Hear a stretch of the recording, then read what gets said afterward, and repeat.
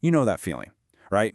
You hit a huge goal, you get the promotion, you finally finish that massive project, and you get this tiny little blip of satisfaction before that voice kicks in. That voice that says, okay, but what's next? It's this feeling of constantly moving the goalposts, of being your own absolute harshest critic. And it's a silent struggle for so many high achievers. So today, we're going to pull back the curtain and look at the actual architecture behind that feeling of never enough. I mean, really think about it. When you mess up, who's the first person to get furious? When you don't quite hit a goal, whose voice is screaming the loudest in your head? If the answer is mine, well, you know exactly what I'm talking about. And this isn't just about having high standards. It's something way deeper. And this is the mantra, isn't it? This is the drumbeat. It's still not good enough. That is the voice of the inner critic, and it follows us everywhere, shadowing even our biggest wins. Seriously, you could win a Nobel Prize, and some little part of your brain would be obsessing over a typo in your acceptance speech. It is absolutely relentless. Okay, so let's get into it. Because this whole frustrating, exhausting cycle, it's not just some random personality quirk you have. Nope. Psychology actually has a name for this system that powers this whole thing, for the very blueprint of this internal pressure cooker. And here it is, conditional self-worth. Now, the key thing here isn't just about wanting to do a good job. It's about a deep belief that your value as a person is conditional. It's something you have to earn through success, something that gets validated by praise, and something that can be totally wiped out by failure.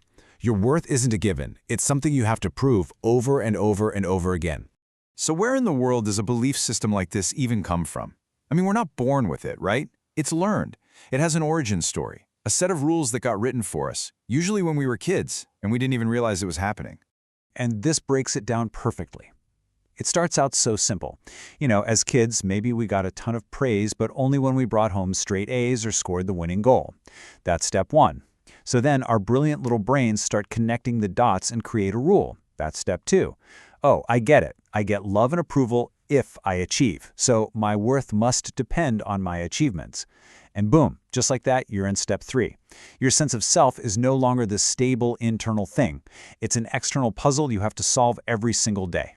So what does it actually feel like to live inside this architecture on a daily basis? Well, when your fundamental worth as a person is on the line with every single task, everything feels like it's incredibly high stakes. Every meeting, every email, every little project carries this immense weight of proving you're good enough. And the symptoms of this are probably going to sound really familiar. You set these impossibly high standards for yourself that no human could ever meet. You absolutely hate being compared to other people because it feels less like a comparison and more like a final judgment on your value. You can't actually feel your own success. A big win just feels like a temporary sigh of relief. And underneath it all is that constant humming anxiety of being not enough. So your motivation isn't joy or passion. It's just the terrifying fear of failure. And this chart just lays the difference out so clearly. On the left, with conditional worth, success is an external trophy. Criticism feels like a personal attack. And motivation is pure fear. Now look at the right side. Unconditional worth. Suddenly, success is about your own internal feeling of growth. Criticism, it's just data, a chance to get better. And your motivation comes from a genuine desire to express yourself, not from a fear of being found out as a fraud. It's like living in two totally different worlds. Okay, so if that conditional model is so completely exhausting, what's the alternative? How do we even begin to shift our whole perspective on what self-worth actually is? If there is one thing you take away from all of this, please let it be this. Just understanding this concept, just seeing the architecture of conditional self-worth in your own head, that is the first and most powerful step you can take. You can't fix a machine until you can see how all the gears are turning. Awareness is where the change begins.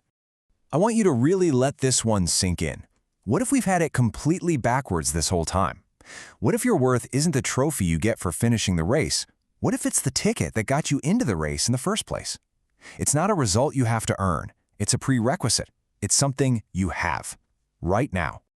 So I'll leave you with this final thought to chew on. We spend so much of our lives and so much of our energy trying to arrive at enough. We treat it like it's some destination on a map. But what if we've been reading the map upside down this whole time? What if being enough isn't the finish line but the starting point for everything else?